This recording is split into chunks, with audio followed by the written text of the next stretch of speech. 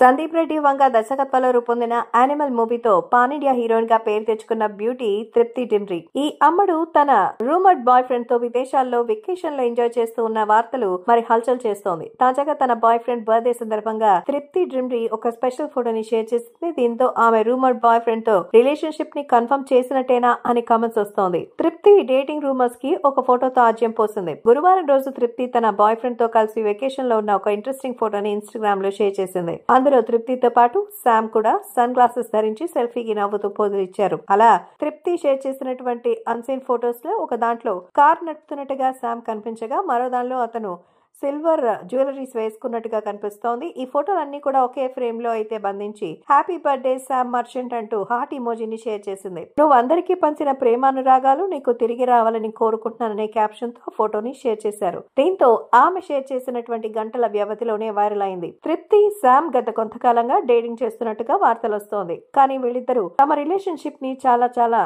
Secret గా ఉంచారు. ఇంతవరకు అఫీషియల్ గా అనౌన్స్ చేయలేదు. తరచుగా ఇద్దరు కలిసి వెకేషన్స్ లో ఎంజాయ్ చేయడం, డిన్నర్ కి వెళ్లడం లాంటివి చేస్తూ ఉంటారు.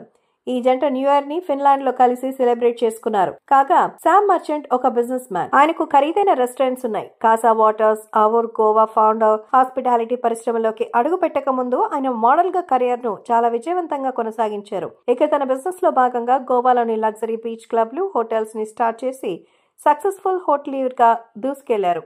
అలాగే ఆయన ట్రావెల్ బ్లాగింగ్ చేస్తూ ఉంటాడు. ఇన్స్టాగ్రామ్ లో 2,50,000 కంటే ఎక్కువ మంది ఫాలోవర్స్ ఉన్నారు ఆయనకి. ఇక భూల్ భులయ్యా 3 అనే హారర్ సినిమాతో గతేడాది కార్తీక్ ఆర్యన్తో కలిసి తెరపై కనిపించింది తృప్తి. ఈ మూవీ మంచి హిట్ అయింది. నెక్స్ట్ ఆమె విశాల్ భరద్వాజ్ డైరెక్షన్ లో షాహిద్ కపూర్ తో సినిమా చేస్తోంది. ఆ సినిమా December 5న రిలీజ్ కాబోతోంది.